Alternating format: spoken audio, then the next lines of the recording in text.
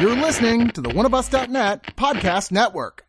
One of Us is a podcast and video network funded all but entirely by donations and subscriptions. We do accept pitches for audio-based or banner ads, but on a case-by-case basis. If you are interested in that, contact us at oneofusnet@gmail.com. With the amount of audio and video content we generate, it is expensive and extremely time-consuming to keep things running. Please go to the webpage oneofus.net and sign up for a subscription at $2, $5, $10, or $25 and get a ton of bonus content. One of Us needs and appreciates all your support.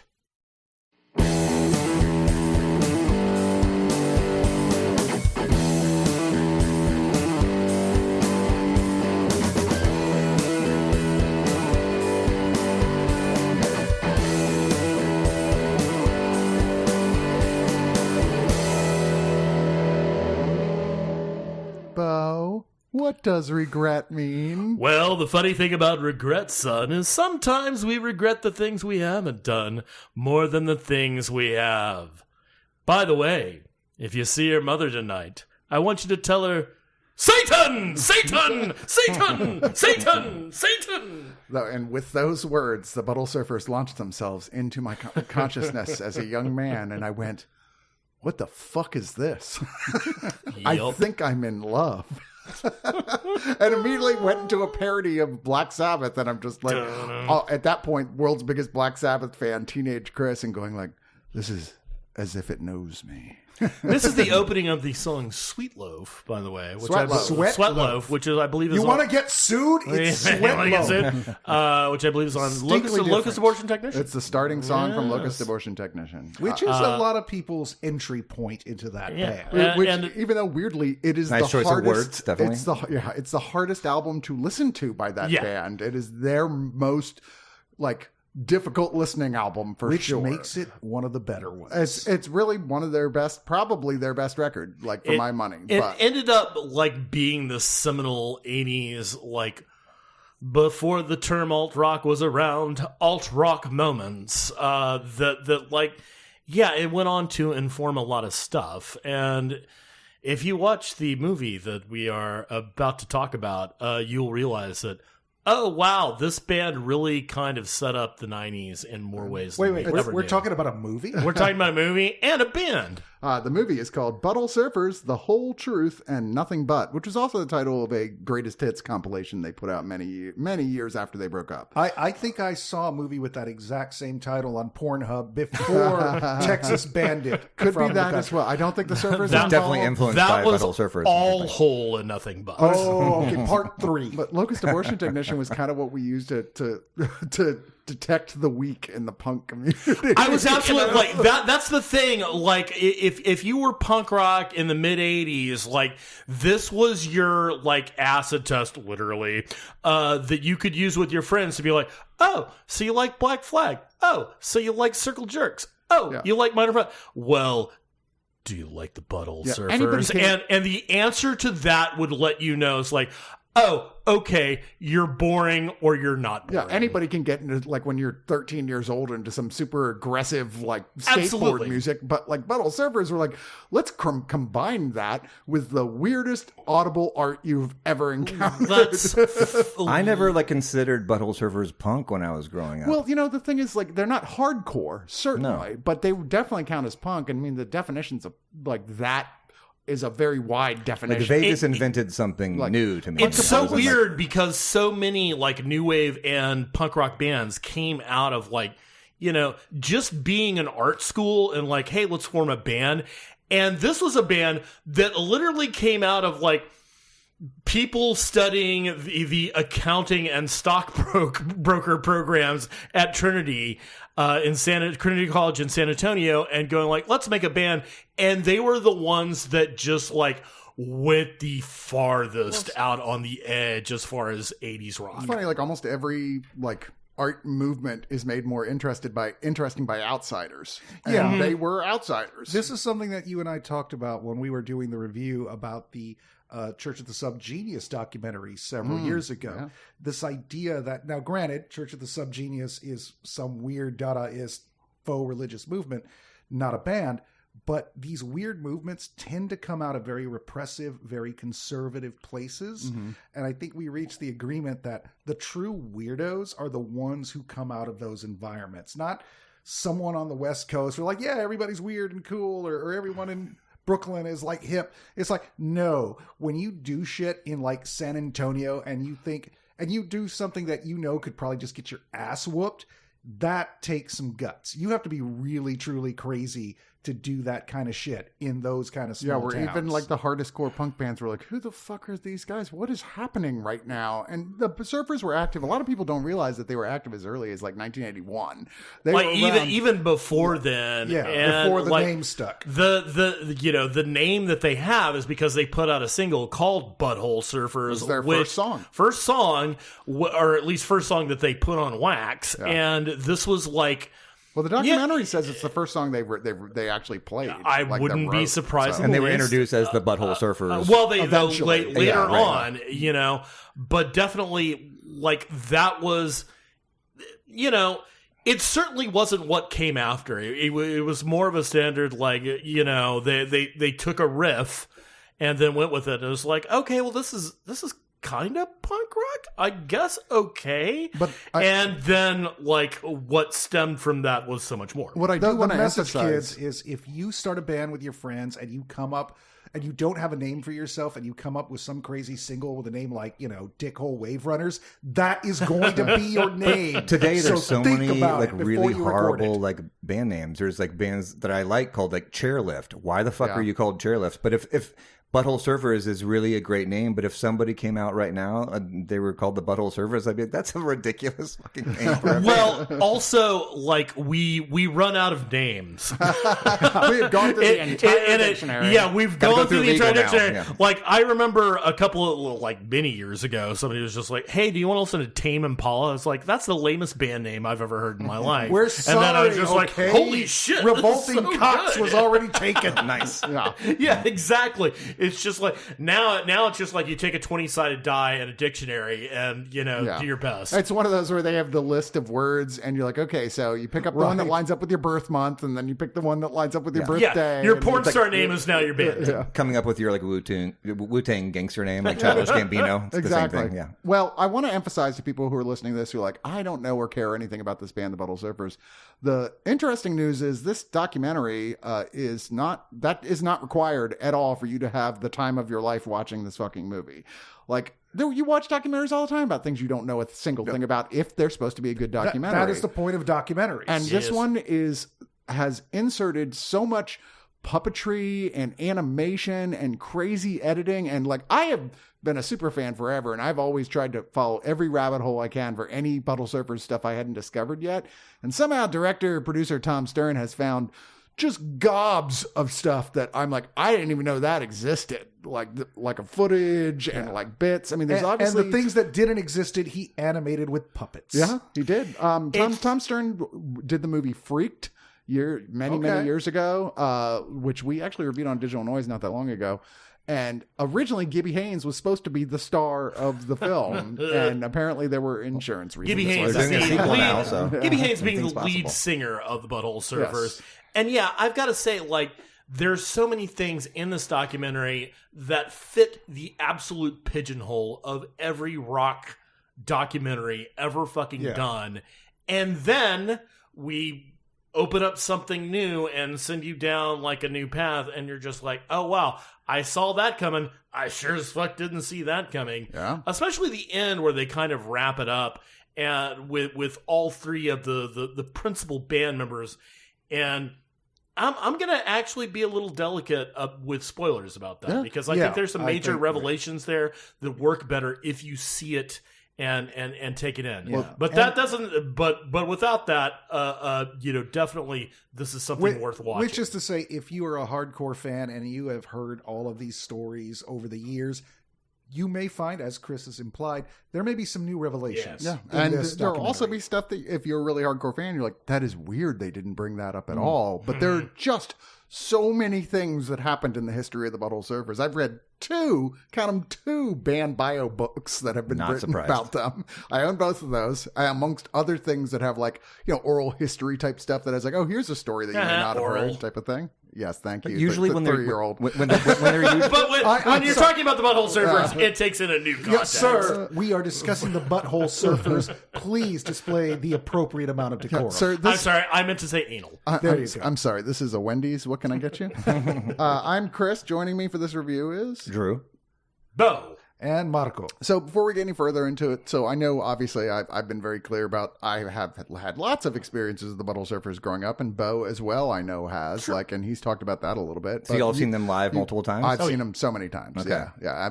The saddest part is moved here in '92, going I'm excited. I get to see the Butthole Surfers anytime I want. And it was right around then they were like, yeah, we don't play live anymore. Like every once in a blue moon. Yeah, I never saw them live. I saw Gibby Haynes solo, but I never saw like Butthole Surfers, the actual band. I got to see them so many times. But like you were a fan anyway of the band? Absolutely, yeah. I mean, but that's one. Yeah, I mean, I always have been. But it's funny, like growing up here in Austin, I don't know exactly where I really heard of them for the first time. And that's why like I never really thought of them as punk. And I was surprised in the documentary where they didn't actually talk about like Rocky Erickson and the 13th Floor Elevators and like psych rock and that kind of what led up to it that existing. Weird combination of just like the hippies and the punks coming together in Texas, which made the Butthole Surfers really, really unique. So I was surprised by that. So there was a lot of like, psycho crossover with that, like the original, like Texas had its own take on psychedelia and Texas had its own take on punk rock. And when the Surfers really started to come to the point where people started to, in the underground at least, started to know who they were, our main two bands, which were, the main two Austin bands, which are the Big Boys and the Dicks, had broken up. And the Butthole Surfers kind of like slipped into that stream of like, oh, this is the band that everybody talks about and knows about and what have you. But they were so completely different. And one of the ways they were different is because they took the kind of punk rock stuff that the Dicks and the Big Boys were doing and combined it with a lot of the stuff that the 13th Floor Elevators and a lot of the Texas psychedelia bands did. And so you got this brand new, like, mind-blowing stuff that no one was doing. And they were like, really, and since. Or since, I will say that, like, I think the Butthole Surfers made a blueprint for what kind of became grunge. And there are a lot of bands, like, Scratch Acid and Jesus Lizard would never have happened without the Butthole Surfers. But I would say, like, those guys, when you hear their albums, you're like, wow, this is a really distinct sounding band with their own thing. But all the songs are kind of stay in that same style. The Surfers, you did not know on an album, song to song, had any idea what you were going to get. To much be less fair, each they album didn't know what they were going to do either. Absolutely. Each album has a completely wildly different feel. I mean, the only ones kind of like that are, Ween a little bit. Yeah, a little bit. Well, early on, but I feel like Ween eventually kind of settled into more of a groove. Who appear in this documentary. They do. I didn't realize Dean Ween, much like me, would be like, I'm going up and down the East Coast trying to hit every Butthole Surfers show I can get into, But Marco, you as well, like I know you don't have, probably the four of us, the least amount of experience. I have the least amount of experience. I've never seen them live. Let's be honest. There's a lot of music that I like that I know other people will find grating or just annoying. And the Butthole Surfers should be my bag. I've got a lot of respect for them. They're certainly, growing up in Texas, they were one of those bands that you just heard about. You just knew they were out there. Like with Revolting Cocks, you're just like, who the fuck names a band that? And so by the time I finally got around to hearing them, I was kind of already primed for it, but I was already listening to other stuff that's not necessarily as outside. Like you guys talk about, like Butthole Surfers is how you weeded people out. We're just going to play a bunch of Residence videos and just see. Let's see how long it takes before you guys go. I'm just going to go back to my dorm. You're hardcore. Well, here's a little snake finger. I also had a hell of a lot of Ralph records in my collection, but I didn't discover all that stuff till after the Surfers, because and they were a doorway. The Surfers were the doorway band of like discovering all these other bands that you're just like. this is a band that has no rules, and you don't know what they're going to do, and they have their own thing. Like anybody on Ralph Records, literally. One of the big ones for me were the Thinking Fellers Union, Local 282, which aren't as well known, but all very prolific. But they're also like every song, you have no idea what you're going to get. I mean, Tuxedo Moon. I mean, oh my God, Henry Cow and all these other ones, like Yellow, the guys who did, No Means No, who also shared a label with the early Butthole Surfers, Alternative Tentacles. It's a really rich stew, and it's at this period of time when, you can have, I won't call it mainstream success, but the distribution arms are such that you can start to hear this weird shit. Yeah. And some of it is starting to make inroads onto MTV, onto college radio, and the Butthole Surfers are absolutely right there at that moment. So even though they weren't necessarily my bag, it was a band that I had to reckon with and had to respect. And by the time that I really started interacting with them, it was about the time they were really coming to an end. It's when they signed to Capitol, and then they released their only like number one hit, Pepper, which great song, but it still sounds like it should be the B-side to Beck's Loser. Yeah. No, I mean, like their later day stuff, I've always found kind of underwhelming. I still listen to those albums, and there's tracks on them I like, but they're not as strong as like their first 5 releases. Worm Saloon, Independent Worm Saloon is Worm Saloon, first corporate album. Well, that's their first corporate. Really great album. The most listenable of their corporate stuff, and produced by John Paul Jones, who they got for this documentary. That's incredible. But like the essential stuff is the touch and go stuff, which we'll get into as we talk a little bit more about this. But we do like go where we start with the 2 members of the band that have been in it like from time immemorial, which are Gibby Haynes, who's the lead singer, and like the outlaw of the guys, the guy who kind of went farther than any of them as far as like just being outrageous. And then Paul Leary, who is like this amazing guitarist who really set up a lot of blueprints for a lot of the alternative stuff that was going to come around in the 90s. He really is a guitar virtuoso. Absolutely. You get to see, and I've seen many times before, like other great guitarists going, he's my favorite guitarist. It's really interesting. Like at one point during the documentary, he's like, because he says in it, like, he wanted to be a guitarist, he spent a lot of time being a guitar, and then he kind of set it down for a couple of years, and then he went to college at Trinity, and by virtue of being friends with Gibby, he was like, hey, let's do a band. But at one point he's like, like while I was studying guitar, like I just sat down and like I memorized this Grand Funk Railroad album, and I'm like, Grand Funk Railroad, really? And then they start playing like the actual Grand Funk Railroad, and I'm like, oh my God, this is like actually a blueprint fucking thing. But I never would have realized, even though I like Grand Funk Railroad, but Jesus. Going back, and this documentary does something that I think every good documentary will make you want to do, which is go find out more about this stuff. And so in preparation for this, I just started re-listening to albums, some of which I haven't listened to in years. And A, I appreciated them more, but B, with like the benefit of 20, 30 years, I'm like, oh, you really are copying Black Sabbath here. Oh, that really is pinched from, I'm catching like that little melody. That's from the Hey Jude. It's like when you listen to the Beatles and then you like find out stuff about R&B and you're like, oh my Chuck God. Berry. But that was the beautiful thing, and why I think you're so right about why they didn't fit into that pigeonhole, because their well of influences was more classic rock. Yeah. But they weren't going to be some fucking Grand Funk Railroad Guess Who cover band. They were going to filter it. And like a lot of the hardcore bands at the time were like pairing off of like Sham 69 and the Sex Pistols and even the Clash. And it's just like, even though it kind of became de rigueur during the 90s, during grunge, of like, oh, we're taking these like really trudgy 70s riffs and playing with them, like the Buttholes were one of the first like alt bands that did that.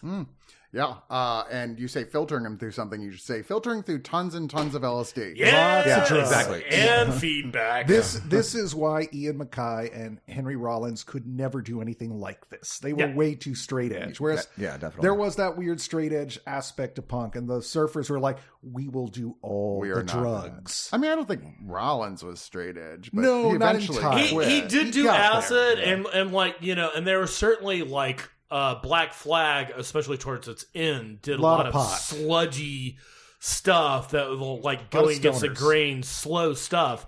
But like, yeah, that like listening to like the Surfers in '85, nobody was doing anything like that. And yeah, it was like, you know, if you went to a show in Washington D.C. in 1985, you're just like, hey, don't do drugs. Whereas in Austin, if you went to see a Butthole Surfer show, it's like, hey man, are you on drugs? Why not? And why aren't you sharing? Yes. And it stayed that way for quite some time. It was. I will say, you know, in the 80s in Austin, we got an influx of really good and really cheap acid, some of which was manufactured by friends. And yes, it like kind of became a thing of just like, let's go squeegee our third eye and go see a really cool rock show. And, you know, maybe they'll rip the head off a stuffed animal and throw it at us. I remember seeing like the full, music? I remember seeing like the full like purple haze sheet of acid, you know, at a friend's house, you know, and I was like, oh, this is art too. This is great. It is. I didn't realize that after you cut it up. But you hit the nail on the head, Drew, because there is an arts aspect to this that's so important. There is a very weird, twisted aesthetic. Because most people who would go like, oh, you know, you like stoner music, yeah, let's listen to some Grateful Dead.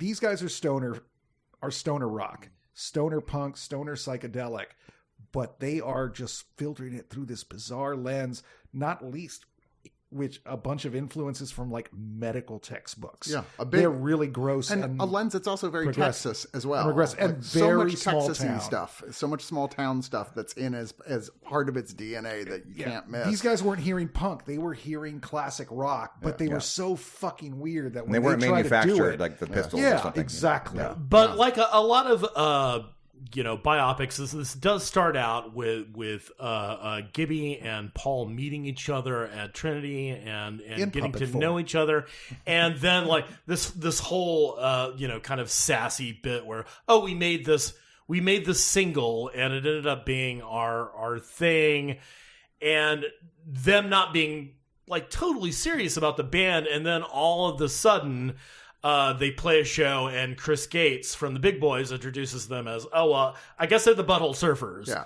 because they did a song called Butthole Surfer. He couldn't remember the name he had been told to call them because it was different at every show. They changed with every show. Yeah. And being able to write to along this time, ass. You know, Gibby is working at like, you know, one of the biggest accounting firms because he graduated with honors from his university. Like he was on his track to become an accountant. Paul Leary, not so much, wanted to become a stockbroker, but went to grad school, and then all of a sudden they're just like, oh, now we're in this band. Yeah. And so they're like, oh, well, I guess we need to go to California because that's where you do band stuff, right? And so they went, and like concatenation of events, they end up at this California gig where their van literally breaks down. And all of a sudden they're meeting people that are just like Joe Biafra, and he's just like, oh, I want to put you on my album, Alternative Tentacles, the label for the Dead Kennedys. And so all of a sudden they like, not only are the people in the punk rock scene who know shit going like, oh, this is an up and coming band, that's cool. There are people that buy punk rock music that are just like, oh, wait, you can actually purchase something from them. this is like this really weird band, and nobody's doing anything. And the fact like it was Alternative Tentacles, which was carried by record stores all across the country. Like I would go to the local mall record store, and they would have Alternative Tentacles. Still get their newsletters. Like I remember they would still like there were record stores that would have like the Butthole Surfers that they would like tape up over the butthole part or something. Yeah. They'd have to cover it up. No, I remember like one of the early albums buying, and somebody had slipped into the plastic and taped to the plastic sleeve in front of the album, but to cover up butthole. It's like, okay. Butthole Surfers. Yeah. But the film, the way Tom Stern makes it, is supposed to reflect that kind of crazed energy and psychedelia and punk rock. And I think that's really the most effective part of this whole thing, is that nonstop kind of dangerous feeling energy just doesn't let up throughout the film. No. It's like the whole movie is made in a way that it's just super fast moving. Every time you're just like this montage of crazy old footage where you're like, again, shocked that there was this much stuff I didn't know existed, but that somehow he dug up. But then puppets doing versions of them doing crazy things, and then an incredibly famous person going, "The Butthole Surfers changed my whole life." Yeah, they're like, that is one of the standout things about the entire documentary, is that when they can't find footage, they have made not only these puppets, but these puppets that really look like, it's like, oh yeah, that's absolutely Gibby. That's absolutely especially the Teresa Taylor one. And also anatomically correct. Yes. and then there's just a like lot of dick in this. Lot of dick. They're recreating all of these, like, well, we've all heard this story, but you can actually see it in puppet form. Yeah. Which is like that. But the crazy thing it's such a great thing for, like, of course, the Butthole Surfers documentary. But usually that's the kiss of death for a documentary. Yeah. It's like we're doing animation now to tell a story, but they really make it work in this. They actually like play with the documentary form a little bit, and it ends up being like really entertaining. So it's not to try and go as long as the actual movie, which is relatively long for a documentary, but again, they could have included easily another hour worth of stuff that they don't get to, but there's a point you're like, we can't make this thing 3 hours. Something's got to go. They go through a succession of bassists that lasted for quite some time. I think it was 8. It is a Spinal Tap worthy amount of bassists. Some of which are famous, like Kramer. Like Kramer kind of came in as the fill-in bassist. Right, we don't have anybody, and we need someone. They're different people, and then like they finally do get Jeff Pincus, who's beloved by the Austin Art. I actually know that guy. Yeah, he's a very sweet guy. They finally get him, and like this is towards the end of their touch and go thing, when Pincus comes in, and then you get once again, there's so much in this documentary that is by the numbers rockumentary, because this is where they're just like, oh, and things were going great, and then we got a new manager, and things went awry. Yeah. Our craziest member of our band did something so crazy it got us in deep shit. Now, to be fair, the crazy shit that Gibby does goes above and beyond crazy shit that the crazy guy from other bands do. And look, if you're wanting to make your name in the alternative rock scene in Europe in the 80s, appearing naked on the Bad Seeds stage and getting the shit kicked out of you by Blixa Bargeld, probably a great way to go. Yeah, when the Bad Seeds say, you've gone too far. Yeah, when Blixa Bargeld is going like, dude, maybe you need some counseling. So now a lot of people, like, I think became part of this, and it is kind of almost a cult of fans, really, like where I got to see every show. They're so amazing live, is because just that the live show was like nothing else, where they would project multi-screen things of sometimes really hauntingly beautiful things, and then immediately matched with like penis repair surgery, many of which were suggested to them by Rick Linklater. Yes, who at that was an point early projectionist. Yeah, for them. Just starting off at AFS, and he was just like, "Oh, I know something that's right up your alley," like they had an on-house projectionist, which was not Rick and a Linklater. Performance artist stripper who was really good. And I never met her, but I know amazing. A lot of people who knew her and said she was like, everyone in the doc is like, she is so smart and brilliant. And absolutely, everyone I knew her said exactly the same shit. Yeah, like there's like, you run into like the Mighty Mighty Boss Tones have a fucking dancer on stage,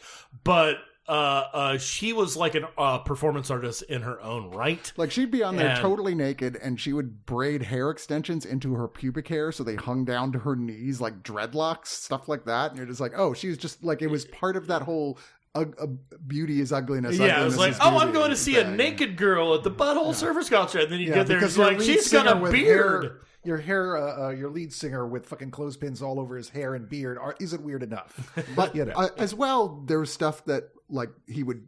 I remember seeing this so many times, going, God, I'm tripping so hard. This is blowing my mind. Where he turned the cymbal for the drum set upside down and pour lighter fluid in it and light it and just start bashing it and like just huge gouts of fire coming up in the sky. He's firing a shotgun off into above the audience's heads. If you want some fun, look up the Butthole Surfers video, John Hawkes. Yeah. And John Hawkes. It's on YouTube, I believe. Yes. John Hawkes, who we have talked about Academy before. Award nominated actor. Academy Award nominated. Twice. In two of my favorite movies, Winter's Bone and You, Me, and Everybody You Know. But he was the star of the one video that they made when they went over to Capitol. Yeah, it was like a mini movie. Yeah, it was a mini movie with Randy Biscuit Turner, rest in peace, from the Big Boys. Amazing, but you will see the cymbal fire show. Yeah. And all of the members that we are talking about, because I think that was like right before a couple of them left. I would say they were going with a cross between Rocky Horror Picture Show and the Texas Chainsaw Massacre. Absolutely. That was what they were aiming at, and they just ended up in something that was neither one of those. There's some great clips in the movie of Gibby going like, "You buy?" But then, as well as that, you had the thing that to me was the single most effective thing on stage, was that they were the only band that we could see that had two drummers. Yeah. And they would stand up the whole time. And the myth they put out there is they were twin brothers and sisters. And they really, like Teresa and King, they looked so much alike. It was like, yeah, you would have believed it. But yeah, they would stand up and do this syncopated drumming thing that was so just, wow, you felt it in your stomach. And it was just so powerful. It was, to watch. Yeah, like so many bands like this is not a gimmick. the two people drumming together is just like, oh my God, this beat is just like fucking hypnotic and incredible. And it's because you have like these two people who are both very talented. Yeah, and I love that Tom Stern makes a big deal out of this aspect of the band. They really do. And Chris and I have talked about this because we've been friends with people in the awesome punk rock scene for so long, yada yada yada. But the fact is, like, if you keep doing it for long enough, you just become really, really, really fucking good. Yeah. And that's what happened to the Butthole Surfers. Yeah. Like Leary, Pincus, Teresa, like, Leary was already there pretty much when he started, but like, King and Teresa and Pincus, like, they all like became this fucking amazing rhythm section. Too bad there's actually not better footage or like a concert video that was really made. Yeah, there's some great audio of some of their shows. There's one I just discovered I didn't even know existed that came out 2 years ago, like official Butthole Surfers live release. And I was like, there's the famous Double Live collection, which I listened to till my cassette stopped working. Which is great, but I'll tell you, having seen them all those times, like there's a lot of bands I got liked enough I'd see over and over and over again, but all of them had at least one show that was like, they weren't as good that time. Sure. Never happened with Butthole Surfers in my experience. It was always, wow, that was so intense. Right. Surprisingly enough, the amount of drugs ingested never seemed to go to the quality. And this goes into the one that was like, this should have been the train wreck show that ended their career when they got flown out to Europe to do a show early on in their career. It was an unbelievable train wreck of a show that they did everything crazy. And they were like, nearly broke up. I think the booker was like, we'll never fucking let them back in here again. And the demand went through the roof for more Butthole Surfers. And that's kind of what started internationally their legend. I love that the Dutch were kind of like, well, we do not agree with doing this in public, but you did it so honestly and earnestly. We can only assume that you really meant it. So please come back again. Also, would you please take your dick off of my shoulder? I mean, I should reiterate, like, and Chris has already said it. lot of dick in this movie. Lot of dick. If you I don't think don't there's like that much dicks, dick. Let's be honest, it's a dick. lot of Gibby's dick. it's a lot of Gibby. Yeah, It's puppet And dick, Gibby's and puppet sometimes dick, and- it's not. Yeah, I'd never actually seen the footage, but heard about like where he went and like just unzipped his pants and put his dick on the promoter guy's shoulder. Like, The guy, during turned an around like, interview. "Jesus Better than Christ." Gigi Allen's dick. That's all I'm saying. Oh, but by far. Yeah, by far. No. Yeah, it's better just than like, better than nothing any else. part of Gigi. You'll be okay, ladies, but by God, you're gonna pick Gibby over Gigi anytime. Absolutely. But watching them go through this arc of being like the band that no one in the world thought would ever get past a certain level, but but had developed a devoted fan base that wasn't going anywhere, and everyone expected one of them's going to die. It's almost certainly going to be Gibby. But either way, they're going to implode. Getting a fucking major label record deal, working with one of the members of Led Zeppelin for their record. Going on doing several albums after that aren't as good, sadly, but they're still worth listening to. They just recently put out it's a new album ? Because it's really just a complete. It's album-y. It's a complete remaster of their last album, which was wildly disliked. It was a shelved album, and it's been bootleg many times. After the Astronaut, I just listened to it for the first time the other day, But and I was like, I like one. this, but it still is more in line with all the later day stuff. It was like a lot less like guitar type stuff, and a lot more just electronics, and a lot more drum machines later on. What must be said is that we do go through a lot of the stereotypical beats of a rock band rockumentary, and especially and up to the point where like, oh, the lead singer is misbehaving and wants to hang out with famous people more than hanging out in the studio and doing actual work, and people are like feeling bad about what they are as artists henceforth and forever. We all know that story, but the documentary does a really good job of tracking the main characters of this story are absolutely, God bless Pincus. Pincus is very, very much up front. He's just like, I'm just a bassist, man. I'm here to hang out and help you. But Leary and Coffee and Gibby get some really incredible arc work in the third act of this documentary, and are occasionally crushing. Oh yeah, there's so much, and of course, obviously. People that know the band know that Teresa passed on in 2023. But they got a shit ton of interviews out of they it. did. They really did an amazing job of collecting them. And like, if you want to know about Teresa, this is a great resource. In fact, a lot of the people in this are dead now. There's a lot. Steve I Albini, was telling Frank Marco Coset, today. There's a lot of dead fucking people. Gary Floyd's in it. Steve Albini, very famously, is in it. There's a lot of stuff happening, but the stuff kind of, when you see a rockumentary, you're just like, especially when you get towards the like, why is everybody acting like a dick? I don't understand. You're getting money. Yeah. This kind of answers that question more effectively than many rockumentaries I have seen to the because all three of these lead characters have been and are doing what they do for very different reasons, and some of them are heartbreaking. And as I said before, I don't think that it's up to us to reveal stuff. No, I will. I do want to say, like, some people, their only knowledge of Gibby Haynes and the Butthole Surfers is that he was hanging out with Johnny Depp at Johnny Depp's Viper Club the night that River Phoenix died. And there's other death stories, too, that we won't go any further into with other very famous people that Gibby also is connected to. But how this kind of becomes such a big part of, like, you understanding him as a human being better by the end of this, I think is really one of the keys. And then you will not, like, if you watch this and you don't know the Butthole Surfers and aren't a fan, there will be a point in this movie that you're just like, Jesus Christ, why are you such a dick? When it comes to Gibby.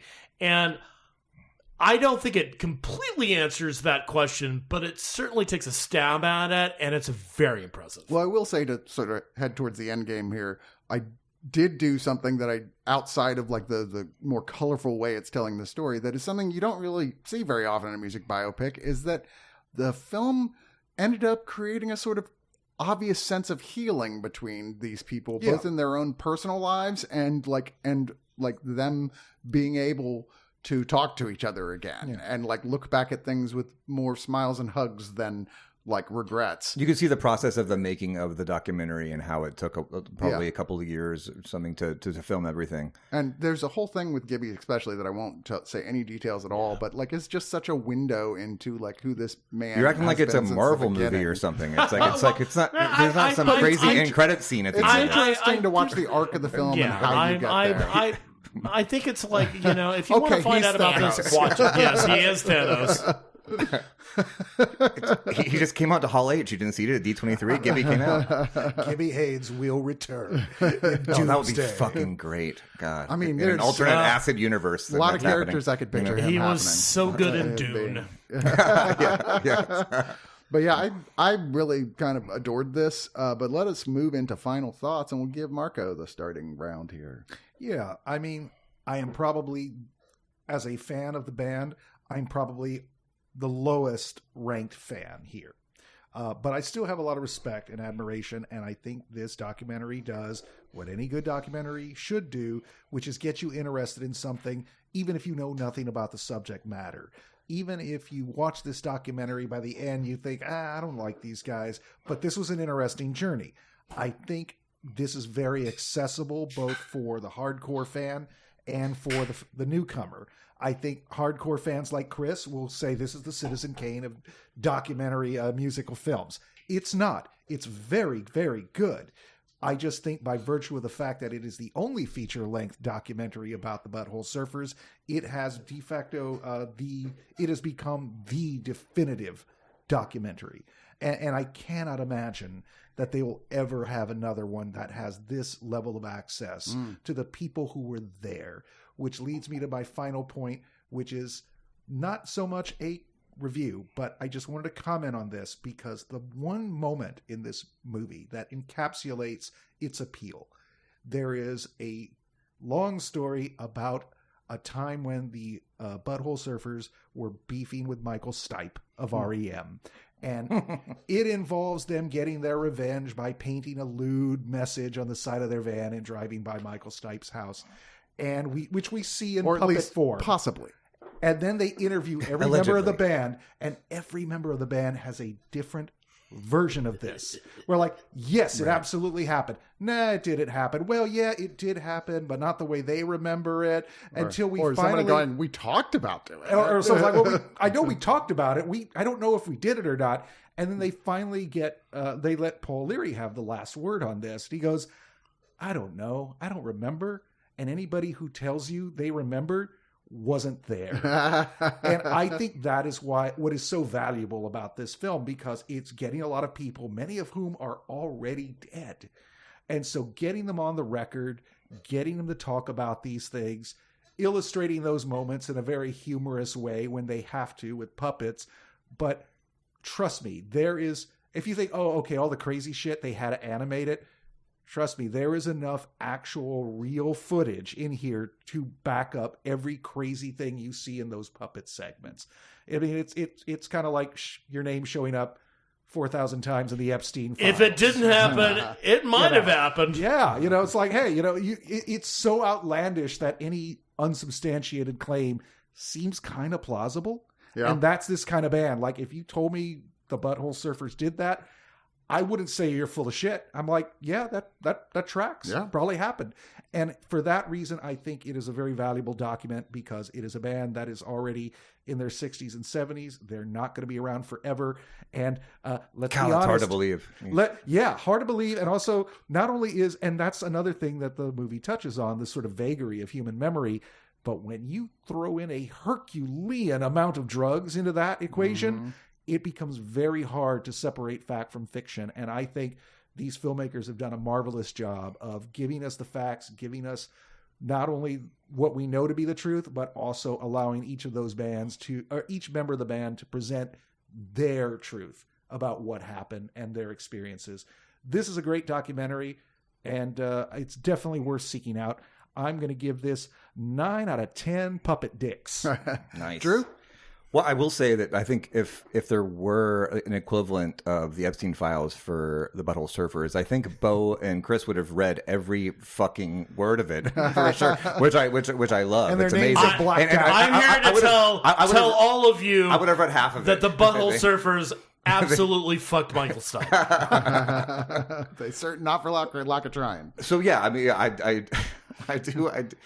do love this documentary, and I just wish I think there was a little bit more of a timeline in this that really talked about their influence more, and because I think I was a little bit younger, and I remember like going to see like bands in Austin like Retarded Elf, and people that were like funk weird bands that were doing the same shit. Like they holy shit, I've seen Retarded Elf. Yeah, because but they had the same. It was kind of a lot of horns, a lot of crazy stuff going on. They definitely had a woman dancing naked, behind, or multiple women. Joe Rockhead with the Satan cheerleaders. Yes, all the Satan cheerleaders. I would have liked some of that.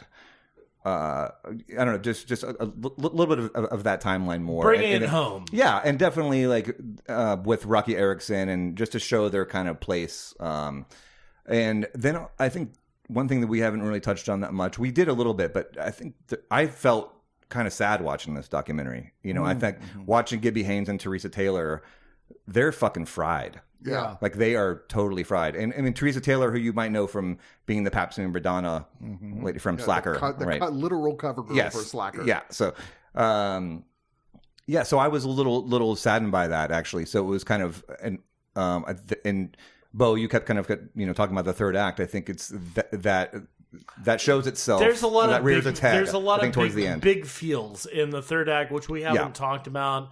And I think there's some stuff I think we are better keeping under the cuff for viewers. But yeah, it's kind of tough to watch. There's a lot of sadness in this. And after you get over the point of like, Gibby's acting like a rock star, after that, stuff gets like really dark. All right, we have less than 10 minutes of recording time left, so we got to move this I'll just give it 7 to 10 microdot hits of acid. That seems appropriate. Thank you. And God knows, I think I've done that. Those. Yeah. Your mistake was saying Bo's name while you were doing your final thoughts. Bo? I'll be brief because we're running down time. I really like this. It kind of hit me where we live, and coming after doing a Curious Group of People review right there where it lived. I think this is one of the better rockumentaries, if you will, that I've seen in a while. I really like the fact that there's a lot of obvious stuff, and then you keep getting stuff that's like, oh, I didn't see that coming. And the third act wrap up, while there's certainly some tragedy, and I just want to get it on record that King Coffee is one of the nicest people in the fucking world. Such a gentleman, so sweet. And yeah, you get some of his grief in that, but that aside, I will absolutely this is one of my absolutely favorite rockumentaries I've seen in a long time. I will give it 9 out of 10 upside down symbols full of lighter fluid. I mean, we're all pretty much on the same page here. I'll say that a good part of my melancholy that I started feeling was just because for me this is like chronicling a big part of my life, and this is like that's my like late teens and 20s right there. Everybody's old, I'm just like, and they're all so fucking old, and I'm like, oh my god. Now to be fair, even when I remember going to first see them, I was like, oh, they're older than I thought they would be, because they're a lot older than me. But they were just not that much older though. I mean, decent amount. In drug years, they were old. Yeah, in drug years, they were old. Like, I may have done a lot of acid in my day, but I am a rank amateur by comparison. I also will say, in addressing the like I felt like I wanted them to include some other stuff. Yeah, there's tons more stories they could have included, but it's already like an hour and 44 minutes. I mean, it's a very hour 49. Very respectable length for a music biopic, to be sure, and you can only push that so far. And I can't help but imagine that the director like fought with himself about what am I going to have to leave out here? You know, like what is essential? I mean, there's so many more stories, and you know, there's like you wish you could be on it so you could tell your own stories. Like I'm like I could tell you some Butthole Surfers experience stories that are amazing, but it's not, and it is what it is, and it's kind of exactly perfect for my money. I'm like, yeah, this is great. It's I look at it like the adaptation of Naked Lunch. There's a million ways you could have told this story. This is one of them, and it's just kind of perfect in doing it the way it chose to do it. I'm actually going to give this a perfect 10 out of 10 giant banners we brought to a Grateful Dead show and hung up between two vans that said Butthole Surfers fucking rock on it and just blasted Butthole Surfers the whole time. And surprisingly, they kind of dug it. Take that, hippies. They kind of dug it. That. Now, it didn't hurt that we were giving away free nitrous hits off the tank. Hey, and when you actually look at Gibby when he shows his member, it's a respectable length. It is a respectful length. It is. Yeah, definitely. Members only.